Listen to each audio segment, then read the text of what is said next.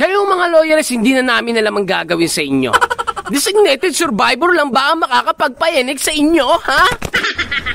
Putang ina, wag na kayo makipagtalo. Nagsipagtahulan yung mga asong ulol sa mga tuta nila. Ito namang si Tuta, nagpupupost sa social media. Argabyado daw yung mga phone nila. Ayaw nyo ng designated survivor kasi daw dihado. Ayaw nyo rin naman ng designated reservation. Ayaw nyo rin naman ng successor. O sige, for short, tagapagmana at tagahalili. Ano bang problema? Nag-iingat lang naman si BP Sara. Kung sakaling may mangyari kay PPPM nyo. Paano kung may nangyari sa kanilang dalawa? Sino ipapalit nyo? Si Abalos? Los nyo! Yung rice subsidy nga ng mga allowance ng PNP, binawasan pa ng 50. Ilan ang mga kapulisan? 228,000. I-times mo sa 50.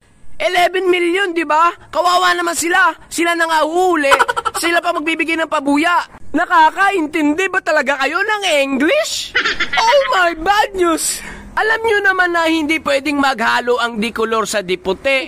At kayo namang mga loyalist, pati na sa mga vlogger, kayo naman yung mantsa. Huwag kang mag-isip, bobo ka naman. Mga paliwanag ko'y di mo maintindihan.